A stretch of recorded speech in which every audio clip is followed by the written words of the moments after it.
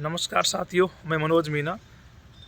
जैसे आप सब भाइयों को पता है कि पिछले हम काफ़ी दिनों से जेईएन भर्ती पेपर लीक के मामले में संघर्ष कर रहे थे। और आप जानते ही हो कि राजस्थान में एक परंपरा सी बन गई है पेपर लीक के मामले में। पहले जेईएन का पेपर लीक हुआ, फिर एसआई का लीक हुआ, फिर रीट का लीक हुआ। इन सब भर्तियों को लेके हमने खूब ग्राउंड पे आंदोलन किए, खूब संघर्ष किया।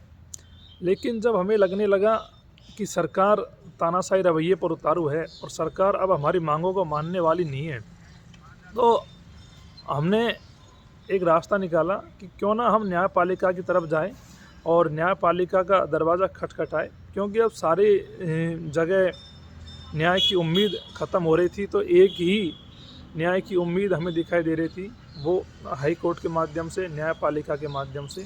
तो जेईएन भर्ती के मामले में हम सब साथियों ने डिसाइड किया कि अब हम इस केस को कोर्ट में लड़ेंगे। और हमने करीबन 1-1.5 महीना पहले कोर्ट में याचिका लगाई थी कि इस भर्ती में फर्जीवाड़ा हुआ है, इसकी सीबीआई जांच कराओ। तो उसको लेके हमारी याचिका लगी हुई थी। लेकिन आप भी जानते हो कोर्ट के हिसाब से चलता है। 1-1.5 महीने का समय गुजर गया। कुछ तो दिवाली की छुट्टियां पड़ गई, कुछ तारीखों में समय लग गया और 3-4 बार जज साहब ने हमारी हियरिंग करी। और उस दौरान में जज साहब टोटली, हमारे जो वकील है रघुनंदन शर्मा जी और हमारे जज साहब थे महेंद्र जी गोयल, उनके बहस से वो कन्वेंस भी हुए। और जो एविडेंस थे, जो सारी चीज़ें थी, जज साहब कन्वेंस हुए। उन्होंने कहा कि आपका मैटर सीरियस है और ज़रूर हम आपके साथ न्याय करेंगे। तो इस प्रकार से ये मामला चल रहा था। अब कल 20 तारीख को जेईएन भर्ती फर्जीवाड़े के मामले में सुनवाई हुई और सुनवाई के दौरान जज साहब ने कल सरकार को और बोर्ड को, जो अधीनस्थ सेवा चयन बोर्ड है जो भर्ती लेता है, और मुख्य सचिव को नोटिस जारी किया।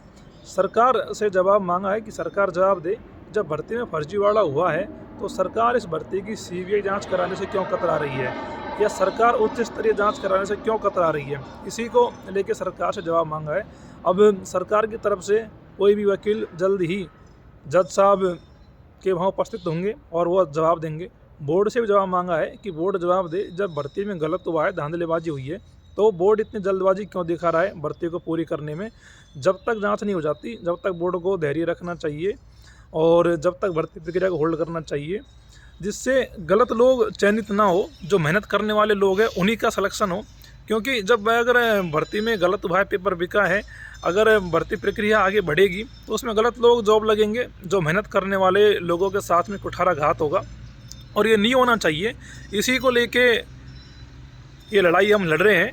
और जज साहब ने कल सरकार को और बोर्ड को नोटिस तलब कर दिया है। अब हमें उम्मीद है कि बहुत जल्द ही, जब भी हमारी अगली सुनवाई होगी, तो सीबीआई जांच या उच्च स्तरीय जांच के आदेश जज साहब जारी करवाएंगे और बोर्ड को भी कोर्ट में पेश होना है और बोर्ड को भी भर्ती प्रक्रिया को होल्ड करने के लिए कहेंगे।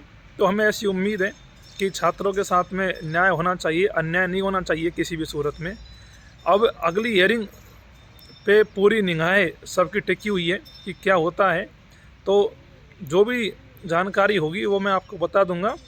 आप सब भाइयों का सपोर्ट और प्यार ही मुझे ताकत देता है लड़ाई लड़ने की, और मैं आपके लिए संघर्ष कर रहा हूँ। मैं ये कहना चाहूँगा कि फर्जीवाड़े के खिलाफ़ ये लड़ाई हमने लड़ी है और लड़ेंगे। हमारा संघर्ष जारी है और अभी जारी रहेगा जब तक छात्रों को न्याय नहीं मिल जाता। ठीक है साथियों, धन्यवाद।